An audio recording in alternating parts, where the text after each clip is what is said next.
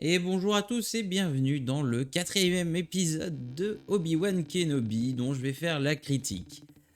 Avant tout, je voulais énormément vous remercier car après avoir atteint les plus de 100 vues après la première vidéo sur l'épisode 1 et 2, j'en suis extrêmement fier et je vous en suis reconnaissant de fou. C'est pour ça qu'aujourd'hui ça va être un petit peu plus nature, on va dire, moins monté. Pour commencer, j'aurais une question en fait envers tous ceux qui se sont hypés la semaine dernière en voyant Obi-Wan et Dark Vador se battre. Dites-moi, est-ce que vous êtes toujours hypés après cet épisode totalement vide? Parce que là, ils se sont bien foutus de notre gueule quand même. L'épisode était vide, c'était du néant, je sais pas. On commence par le début, mais donc on voit Obi-Wan qui est totalement donc blessé, meurtri par son combat. Ils le mettent dans la cuve à Bacta. Alors, les cuves à Bacta, maintenant, on en voit partout. Dans Boba Fett, dans Mandalorian. Croire que la technologie est arrivée vite fait comme ça, mais qu'elle est repartie ensuite, quoi. Donc il est soigné donc, par Tala et par deux randoms qu'on voit sur cette planète-là. Qui a de les Jedi, et on essaie vite fait de nous faire attacher à ces personnages en montrant que oui, c'est pénible d'aider les Jedi et tout ça, on en perd notre famille.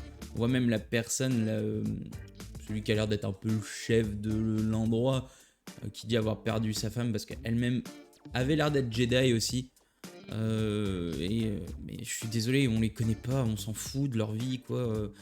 Enfin, c'est pas avec deux phrases qu'on s'attache à des personnes, hein. En parallèle, on remarque toujours l'incapacité de la troisième sœur, ici démontrée. Oui, je rehausse mon siège, j'avais envie de m'adosser. Euh, non, mais c'est quand même dingue qu'une petite fille de 10 ans arrive à tenir tête à une inquisitrice, quoi, hein. Voilà, elle court vite, elle lui tient tête lors d'un interrogatoire, qui en plus c'est ridicule l'interrogatoire, parce que je suis désolé, mais elle essaie de faire la gentille au début. Enfin non, elle fait la méchante, elle fait oui, tu vas me dire où ils sont et tout ça. Après, elle fait donc non, non, non, non. Mais si, tu vas me le dire, hein. Non, non, non. Oui, mais t'inquiète pas, je leur ferai rien, hein, t'inquiète pas. Ah bon, vous leur ferez rien? Ben moi je veux quand même voir mon père pour lui en parler. Ouais, bah tu vas... Non mais...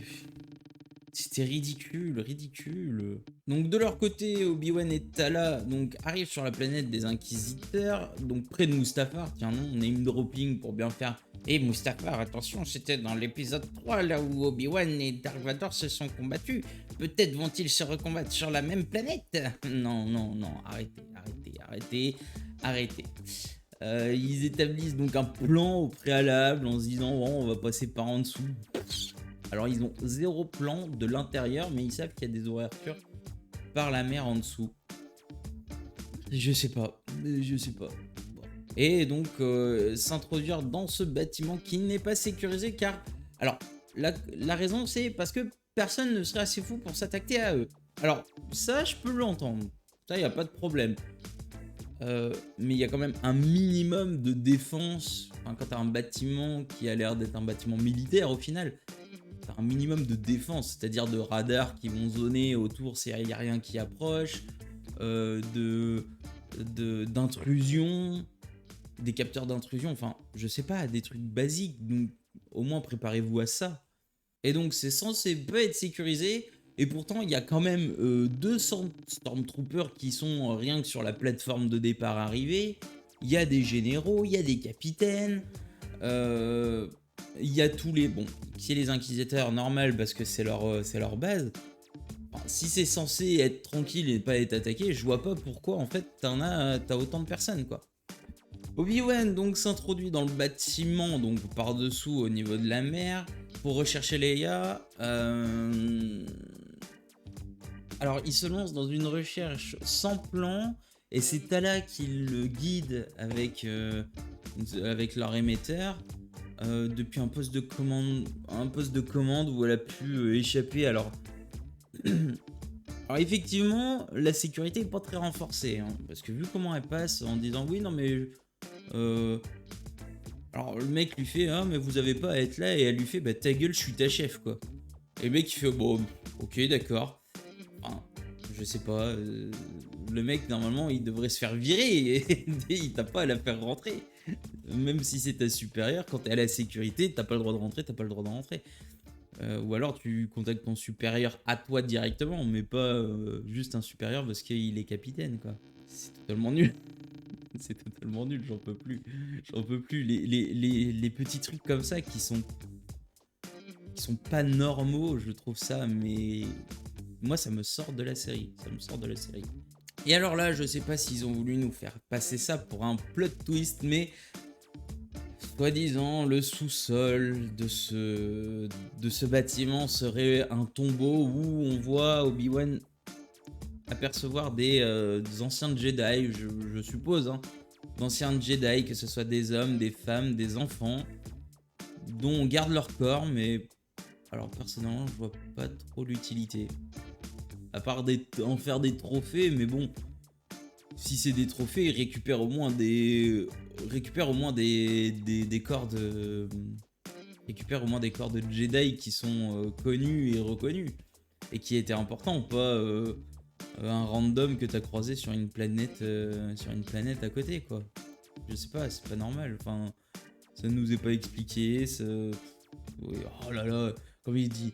En fait, le sous-sol, c'est un tombeau. Mais ok, mais on s'en fout, avance. T'as une gamine de 10 ans qui est prête à se faire torturer et toi, tu restes là-dessus, quoi. Et c'est à ce moment-là qu'Obi-Wan, donc du coup, bah, il arrive et il entend Leia en train de se plaindre et prête à se faire torturer. Et demande une diversion à Tala, donc il tue les gardes dans la pièce où Leia est retenue. C'est affligeant. L'autre, il est dans le noir, il est face à un Jedi, la seule chose qu'il trouve à dire au lieu de s'échapper, c'est bougez pas, vous êtes en état d'arrestation. Non mais arrêtez, c'est totalement débile. Les Stormtroopers, j'en peux plus, je peux plus en voir un en photo. Et il y en a un qui est derrière moi, et j'ai envie de me retourner et de lui mettre une baffe. Je suis désolé, mais déjà qu'ils n'étaient pas très intelligents dans la première trilogie, ok, ils étaient un peu cons, ils tiraient à côté, mais là ils sont devenus bêtes, on dirait une parodie. Et alors là, je sais pas, la série a essayé de nous faire un coup de poker avec Tala, donc qui fait diversion et qui se retrouve face à la troisième sœur. Et elle avoue être une espionne assez rapidement, je trouve, hein, quand même. Enfin, ça me paraît bizarre, mais elle lui avoue rapidement être une espionne, mais elle laisse planer le doute sur quel camp elle supporterait au final, parce qu'elle essaie de faire croire à la troisième sœur que au final elle est espionne, mais espionne au compte de l'Empire auprès des rebelles en essayant de récupérer des infos sur eux et en disant là où ils se cacheraient. Alors je sais pas, soit c'était juste pour faire croire à la troisième sœur, auquel cas, bon, bah, de toute façon, la troisième sœur, elle est bête comme ses pieds, donc ça marche, malheureusement, hein, pour quelqu'un qui utilise la force, qui est censé avoir une force de perception, de persuasion assez forte, se faire avoir comme ça, c'est pas possible. Et alors, si c'était pour essayer de brouiller le spectateur en essayant de lui faire croire que au final Tala était peut-être méchante et qu'elle avait conduit Obi-Wan dans un piège, mais c'est ridicule parce qu'en fait elle a fait des actions qui sont complètement folles pour quelqu'un qui serait juste espionne au compte de l'Empire, quoi. Donc j'ai trouvé un peu je sais pas par quel bout prendre en fait ce passage là. Si c'est juste pour faire croire à Reva qu'elle était espionne, ok, mais de toute façon, pour moi, ce personnage a mal été écrit. Et de deux, si c'est pour faire croire aux gens qu'elle était méchante, c'est loupé. Enfin, personnellement, j'y ai jamais cru une seule seconde, hein. Jamais. Et là, on se retrouve dans la scène où Obi-Wan se retrouve dans des couloirs face à un droïde et à des Stormtroopers. Alors, je sais pas, il doit y avoir une règle chez les Stormtroopers qui est on ne tire jamais quand l'adversaire a le dos tourné. Parce que vous regarderez la scène, donc ils arrivent de partout, hein, ils arrivent de la gauche, de la droite, derrière, devant. Et à un moment, ils sont 4 ou 5 derrière lui. Il y en a, je crois que c'est le droïde qui est devant. Il renvoie les tirs du droïde et les mecs derrière ne tirent pas. Les mecs, ils ont littéralement, donc ils sont 4 ou 5. ils ont chacun un blaster, ils ne tirent pas sur Obi-Wan qui est en train de se farcir le droïde. Je trouve ça ridicule, mais enfin, je sais pas, ça doit être moi. Ça doit être moi qui en demande trop, hein, ou qui suis trop exigeant, mais je suis désolé, mais cette scène est ridicule. Euh, j'en ai marre des Stormtroopers. Qu'on fasse une mise à jour et qu'on arrête de faire des scènes d'action avec eux, en fait. Parce que leur incompétence me sort de la série et me sort de toutes les scènes d'action où ils sont présents. Donc ils réussissent à échapper aux Stormtroopers en les enfermant dans de l'eau, enfin dans un sas avec la vitre s'est fissurée, qu'il a retenu avec la force. Voilà, on essaie de nous faire comprendre que Obi-Wan a un peu aussi perdu de sa maîtrise de la force avec les objets. Et là, comme quoi il aurait réussi à retrouver, par on sait quel moyen, on ne sait pas, mais il a réussi à retrouver un peu de force dans la force. Du coup, ils rejoignent Tala et en dissimulant Leia sous son manteau et habillée comme un clodo parce qu'elle lui dit tiens, prends cette veste sûrement d'un capitaine ou d'un officier qui traînait par là. Je vous promets, re-regardez la scène, il porte la veste comme un clodo. À aucun moment il a pu passer devant même un Stormtrooper ou un officier aurait dû avoir la puce à l'oreille en se disant mais attends, c'est pas normal, il porte ça comme un clodo. Ouais, c'était ridicule. Et donc tu les vois, ils marchent. Et donc là, Reva arrive pour les intercepter, donc sur la plateforme de départ arrivée, là, où les vaisseaux arrivent. Et alors, bon, déjà, j'ai une chose à dire, c'est le temple des inquisiteurs, mais on ne voit que Reva, on ne voit que la troisième sœur, à croire qu'il y a qu'elle qui bosse et que les autres sont en tournoi de ping-pong avec Dark Vador, parce que... Alors oui, soi-disant aussi, Dark Vador n'est pas censé être présent, et on le verra après par la suite. Les trois se font intercepter par Reva, mais il y a deux alliés, donc au début je pensais que c'était les deux alliés, mais non. En fait, il y a deux vaisseaux qui arrivent pour les secourir, pour venir les exfiltrer en tirant sur tout le monde. Voilà. Au début, ils disent bien qu'ils sont pas soldats, mais bon, ils arrivent à piloter et à tirer, donc je vois pas en quoi ils seraient pas des soldats, mais bon, c'est pas grave. Ils montent à trois dans le même petit vaisseau. Moi, je me suis demandé comment ils faisaient. Voilà. Et donc au moment de repartir, Reva utilise la force et fait exploser un des vaisseaux, tuant une personne. Alors ok, c'est triste. On nous le fait comprendre dans la scène d'après où il y a la personne là qui au début dit que sa femme a été tuée parce qu'elle était Jedi aussi. Ils sont là, oh mais où est Wade? Et là tout le monde se tait, il comprend. Alors, je sais pas, mais si vous essayez de faire passer des émotions, mais faites en sorte qu'on connaisse les personnages. Wade, je m'en fous qu'il soit mort, je le connais même pas. Dans une heure, je l'ai oublié, hein. Je me rappellerai même plus de son prénom. Donc c'est pour ça, arrêtez, s'il vous plaît, arrêtez. Voilà, on s'en fout, quoi. Et là vient le clou du spectacle. Non, pas le clou du spectacle, le clou qui va venir mettre le premier clou dans le cercueil de la série, j'ai bien l'impression, parce que cette scène m'a littéralement fait péter un câble devant ma télé. Et je l'ai regardé ce matin, je n'en pouvais plus. Je suis désolé, mais on a Dark Vador qui arrive méga en colère. Donc soi-disant, il n'est pas censé être là, il est censé être ailleurs dans son vaisseau, mais il est quand même présent. D'une, pourquoi Dark Vador n'a pas ressenti la présence d'Obi-Wan?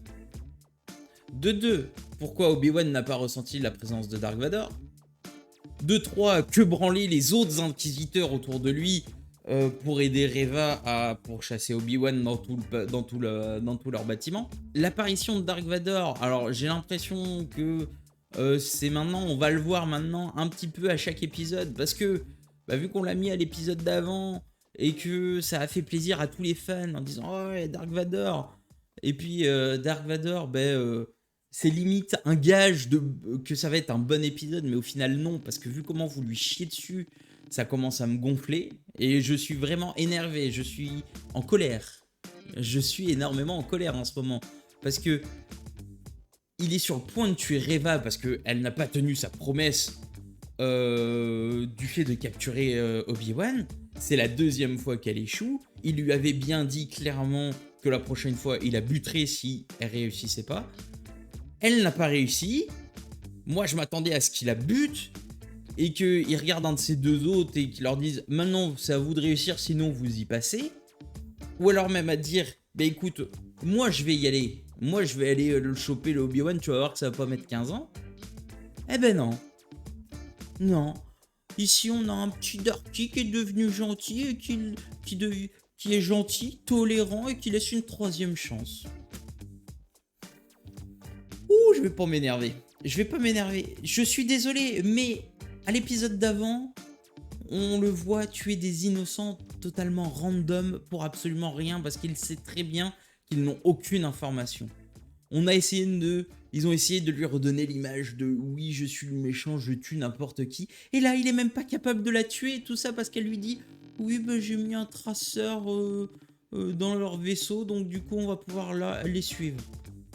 Mais normalement, Dark Vador, le vrai, elle lui dit j'ai un traceur, on peut les suivre. Il la tue, genre bah t'aurais dû réussir. Il prend le traceur pour aller traquer Obi-Wan et Leia et il dit je m'en occupe. Ou alors il dit aux deux autres à côté,